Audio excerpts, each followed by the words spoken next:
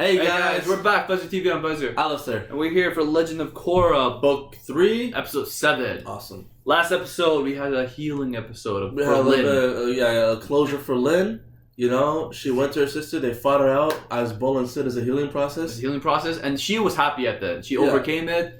You know, they shook hands, they're happy, they got closure. And also, Opal is going to be going Opal is going to the airbending, air nomads, to learn airbending and train, so we forgot to talk about that. But she's going there, and convinced, and Lynn apologized to her, and now she's going there, right? Yeah, and now Zahir found out about where they are. We still don't know how. We still don't know how he's meditating. He's like, metal clad. So Zahir's heading there, and so are we, so stay tuned for the reaction.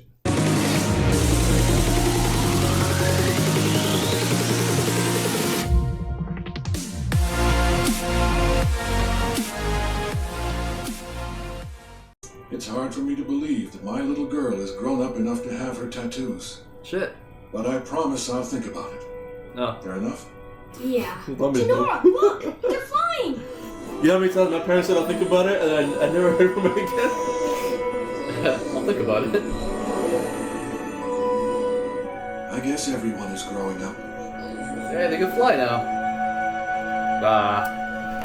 This is a nice little Airbenders special.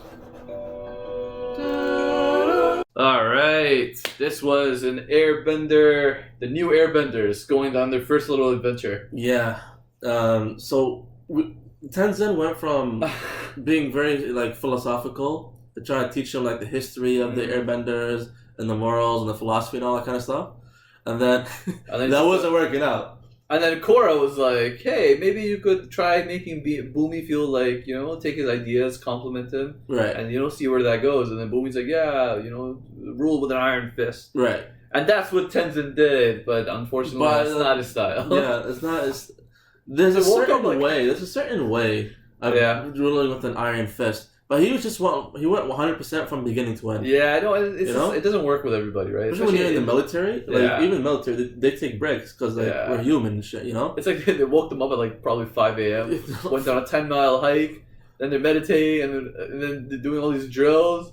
It's like, at this point, it's like, dude, And they didn't eat yet. They said they were starving. But I realized Tenzin, throughout the series, it's not like he's this well-established dude, He's not. Every season, he's learning things as well, how to deal with certain things, Tenzin's also, when the first episode, I'm like, yo, he's got a master, this and that, but no, there's so many things that Tenzin himself has to, learn and, experience and overcome shit, he doesn't know how to he's faced with a new situation, new airbenders, what to do, and he doesn't know the right answer right away, he has to learn it through, same in season 2 where when he the season where he was going through his spirituality, he was doubting well, why am I not spiritual and stuff, then he had to come to terms with accepting it. It's not but he's also he has he's kind of under pressure at the same time because he is Aang's. Yeah, he's he was legit the only airbender after Aang. Yeah. So then his children were born, and then obviously they were the airbenders. Now we actually have other airbenders. Right. So he's under a lot of pressure. He is a guy who has the information that it has to be passed down, right? Or else the culture dies. It's Tenzin, or else But I think Jinora now she's pretty good too. But anyway, so Tenzin he was kind of struggling today.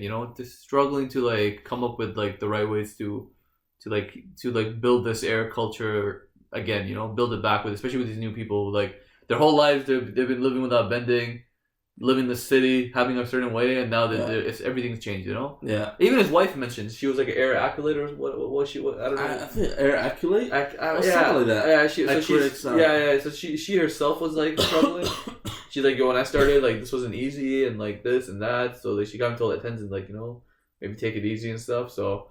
So Tenzin had a lot of learning to do. But hey, we got those fucking those bison. Those bison herds? Bison truffle. What Bison. No, the plural of bison is bison. No, I'm talking about those guys. I'm talking about bison hunters, I guess. Oh, those guys? I'm talking about those fuckers, yeah. Jeez, what a bunch of assholes, fucking, man. So they're like poachers, basically. Yeah, pretty much. They're taking to the. I thought they were Earth Queen men, but they're just people on their own, taking it to the Earth Queen, getting a buck out or two, Yeah, Those scrubs got it. So Jinora and Kai got caught by those scrubs, you know. But Kai, like He's actually natural. Like obviously I kind of hated Kai in the beginning because he's a thief and shit like that, you know. He's a little snake, but like this episode is like, he's like. I feel like the air temple ways is like getting to him. Yeah. I feel it would be so much value for this guy. I feel like a guy like that could use maybe air culture values, you know? Yeah. Like he is changing, like, you know, like he's a kid. He's a kid, and he has a good heart. He just has resources stealing shit because like that's all he knows. That's the way he survives, you know. So you can't really hate on him for that, but.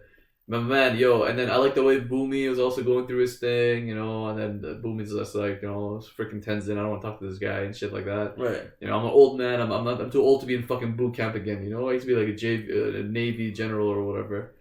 So, man, but like it was good. I like how Tenzin and all the bisons we saw, like they went after those poachers.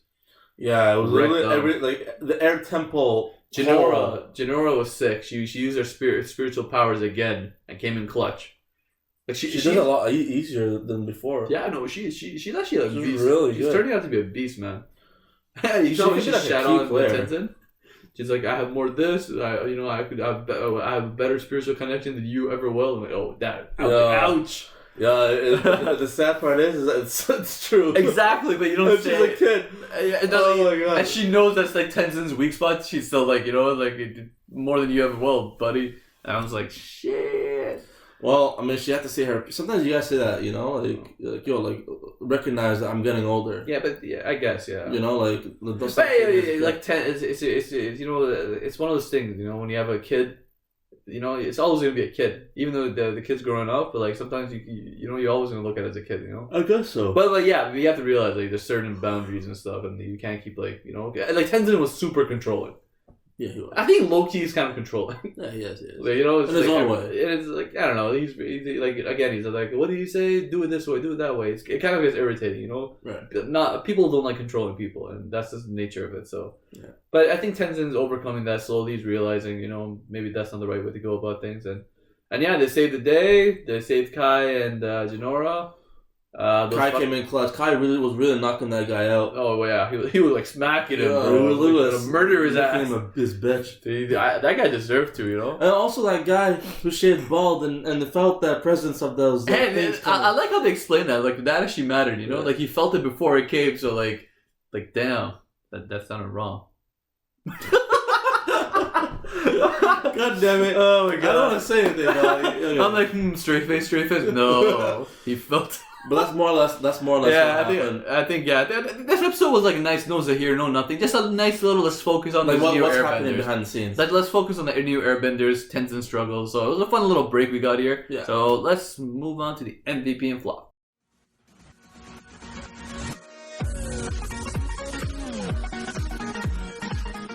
All right, guys, who's gonna be the MVP of today? And who's gonna be the flop today? MVP of today.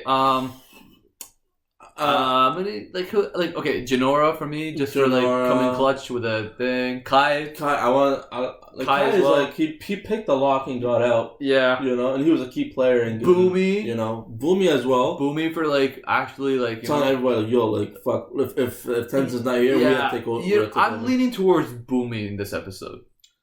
Even though Jinora is really close as well because she gave him a signal, but it was Boomy to like he interpret that signal. He rallied the troops, and he saved the day. And then Tenzin as well, he came, but like, okay. I'm leaning towards Boomy here. Okay. What about you? Yeah, you know, like I was gonna give it to Kai, but like, no, but Kai, like even though he picked a lock, like without the other Airbenders coming, like he would have been like pretty much caught, right? So, I'm going with Boomy this one. Let's go with Boomy. I'm going with Boomy, man. Yeah. You know, he's a fucking veteran. He rallied the troops. He told them, yeah, you know, I quit because I'm not good at airbending, but I'm not gonna quit now, you know. Yeah. And he went through, man, fucking locked those poachers up and saved the day. Boom, Boomy, MVP of today. You made us believe, put clothes on our backs, you sacrificed for us. You the real MVP. All right, guys, who's gonna be the flop?